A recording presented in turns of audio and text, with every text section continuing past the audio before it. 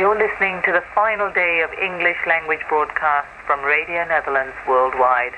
I'm Dira Sajan. In the 1990s, one of our slogans was Radio Netherlands, the European station with a Dutch accent.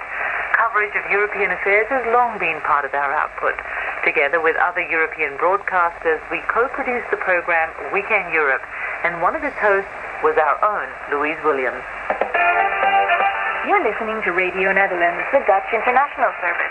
Weekend is coming up after the news and newsline. This week we have a report from Sarajevo about how people are going about designing new flags and picking new football teams for their new republics.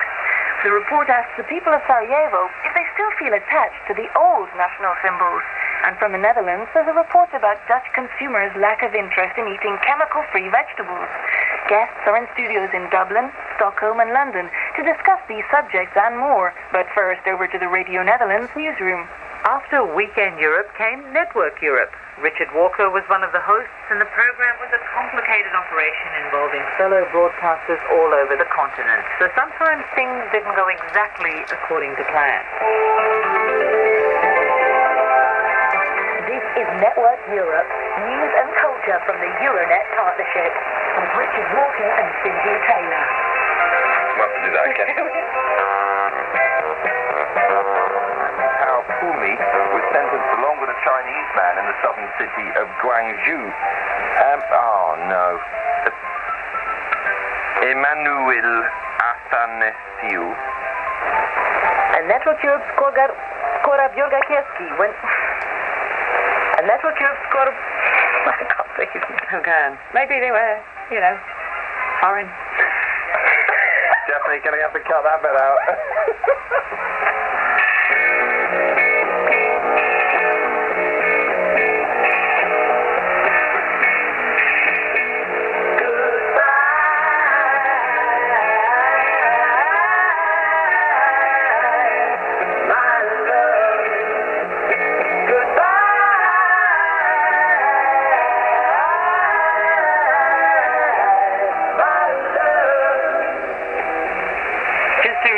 That this is the very last English language program produced by Radio Netherlands worldwide, and in honor of the occasion we're doing a speed tour through our archives. We always got a great response from our programs about the quirkier sides of Dutch culture.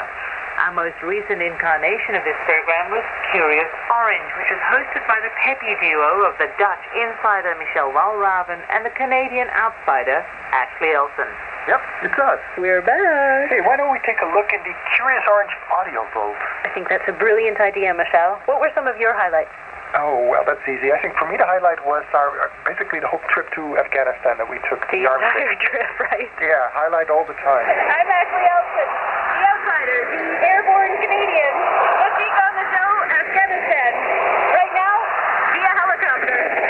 Yeah, that was pretty incredible. But our favorite story there, maybe the guy that was searching for roadside bombs. That was pretty impressive. We know the danger, but it's not really worth thinking about danger all the time. Because I'm not done with some kind of robot, but I get to switch it off. Yeah, or what about, remember those girls who worked in the morgue? And they came back to Afghanistan more than once. After a few hours, the ice will sink into that, and then it looks like you have holes in your head. So we have special caps for it, so it looks like the ice is still in there. So it was an amazing trip with some really powerful and sad, like that last one, and funny and scary stories. So Ashley, what stories stick out in your mind?